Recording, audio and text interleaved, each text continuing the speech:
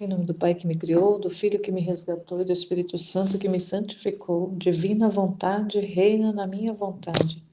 Ó minha mãe, eu te amo e tu me amas, dá-me um gole da divina vontade para minha alma. Me abençoa, Mãe, para que todas as minhas ações sejam feitas diante de vossos olhos maternais. Vinde, Espírito Santo, vinde por meio da poderosa intercessão do Imaculado Coração de Maria, vossa amadíssima esposa e nossa mãe. Amém. Meditação Livro do Céu, volume 2, capítulo 87, de 25 de outubro de 1899. Jesus fala do seu grande amor pelas criaturas. O meu docíssimo Jesus continua a manifestar-se quase sempre igual. Esta manhã acrescentou: minha filha, é tanto amor pelas criaturas que, como um eco, ressoa nas regiões celestes, enche a atmosfera e se difunde sobre toda a terra. Mas qual é a correspondência que as criaturas dão a este eco amoroso? Ah, correspondem-me com um eco de ingratidão venenoso, cheio de todo tipo de amarguras e de pecados, com um eco quase assassino, apto só para me ferir. Mas eu despovoarei a face da terra, a fim de que este eco cheio de veneno não mais atordoado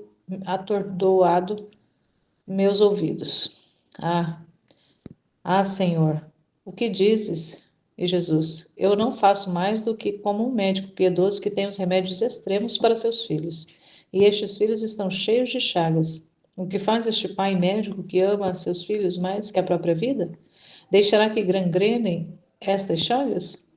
Os deixará morrer por temor de que, aplicando o fogo e os instrumentos, eles sofram? Não, jamais. Embora sentira como se tais instrumentos se aplicassem a ele, contudo, isso tomará os instrumentos, rasgo e corta a carne. Aplica o remédio, o fogo, para impedir que a corrupção avance mais.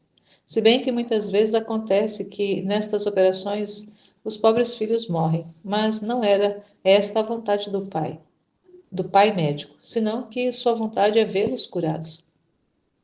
Assim sou eu, magoo para curá-los, destruo-os para ressuscitá-los.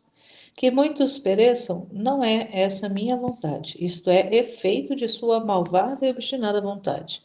É efeito desse eco venenoso que, até serem destruídos, querem me enviar. E eu, diz-me, meu único bem, como poderia adoçar-te este eco venenoso que tanto te aflige? E ele, o único meio é que tu faças sempre todas as tuas obras com a única finalidade de me agradar, e que use todos os seus sentidos e poderes com a finalidade de me amar e glorificar. Faz com que cada pensamento teu, palavra e todo o resto não queira outra coisa que o amor que tens por mim. Assim o teu eco subirá, agradável ao meu trono, e adoçará o meu ouvido. Diante de tantas realidades humanas que ofendem a Deus, que ele fala que chega a ser como um eco venenoso, e ele precisa usar dos flagelos, da justiça, para poder fazer as correções necessárias, mas, no entanto, a Luísa pergunta o que ela pode fazer, e ele fala que ela, fazendo a vontade dele, ou seja, fazendo todos os atos na vontade dele, ela pode adoçar e retirar um pouco dessa amargura toda, desse veneno que sobe por causa das ações dos seres humanos que estão fora da vontade de Deus. Então, a única forma de nós aplacarmos a justiça, de nós amenizarmos, abrandarmos os sofrimentos de Jesus na sua humanidade, é através da nossa vontade rendida à vontade dele.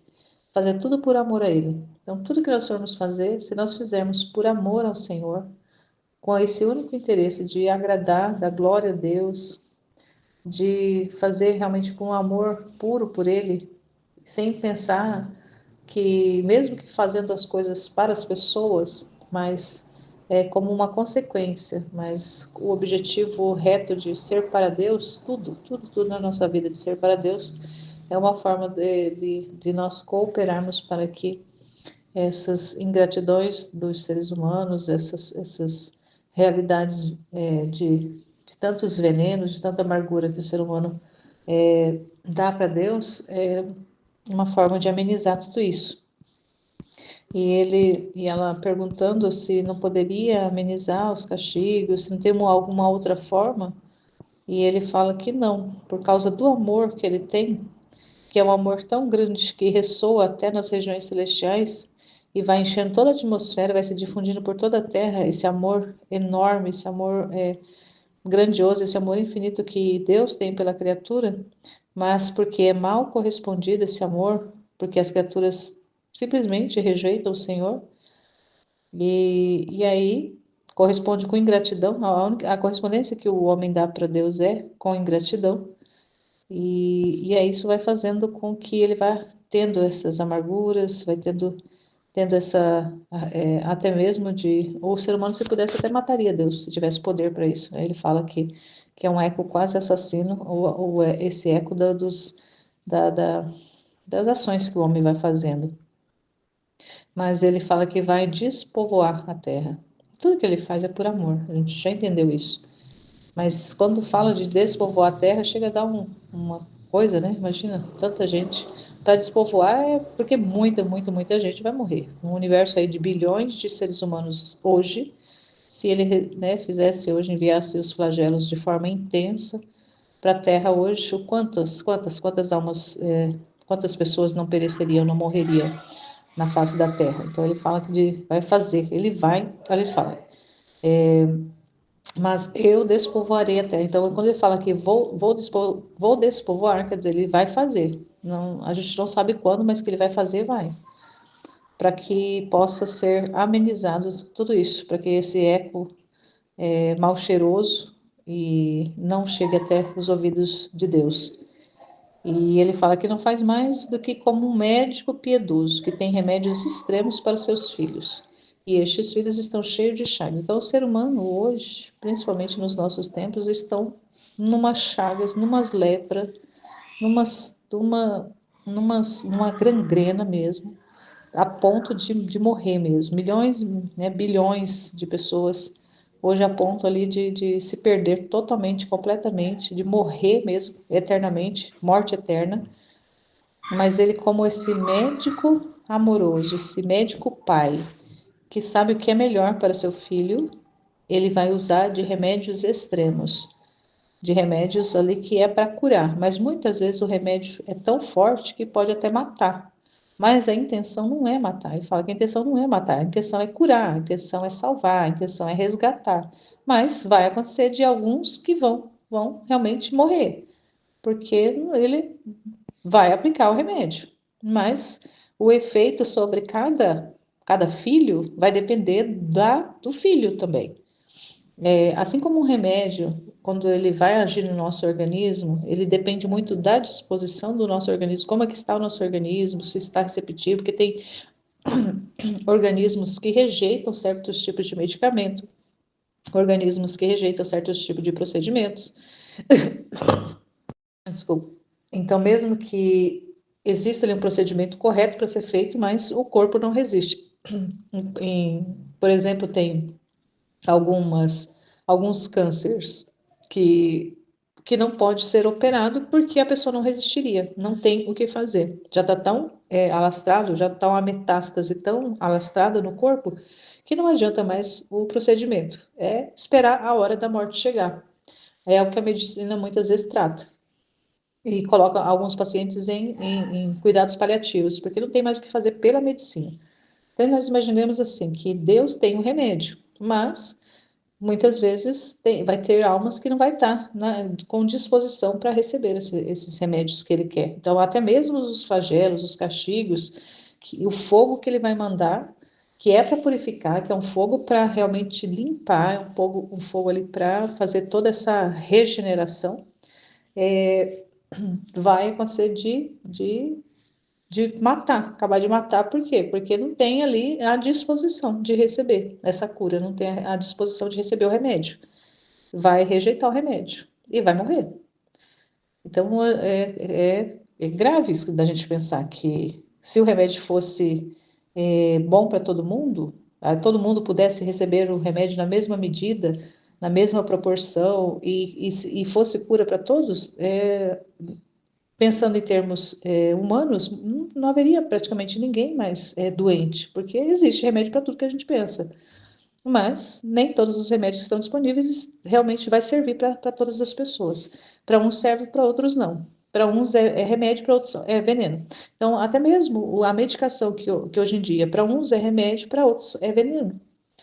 E nesse sentido também, na ordem espiritual, os flagelos, os castigos que Deus vai operar, está operando, para muita gente ele vai servir realmente ali como um meio de morte.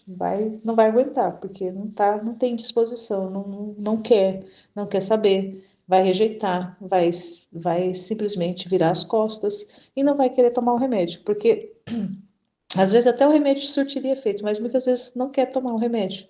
Então também tem essa realidade de o remédio seria bom, o remédio seria curativo, mas muitos não vão querer, vão recusar o remédio. Mas o remédio vai cair, de qualquer forma o remédio vai cair em cima. E aí leva à morte. E aí ele fala que o que faz este pai médico que ama seus filhos mais que a sua própria vida? Deixará que gangrenem estas chagas? Os deixará morrer por temor de que, aplicando fogo nos instrumentos, eles sofram? Essa é a realidade. Se o médico tivesse dó de aplicar o remédio necessário com dó que o paciente vai sofrer com aquele procedimento, ele não faria, mas o paciente morreria. Então, tem muitos procedimentos que são invasivos, são doloridos, mas eles precisam ser executados, porque senão não vai curar, não vai estancar, não vai estancar a sangria, não vai tirar a ferida, não vai curar aquela chaga, não vai resolver o problema. Então, assim também Deus faz com o ser humano. Não, jamais. Embora sentiria se tais instrumentos se aplicassem a ele, com tudo isso, tomará os instrumentos.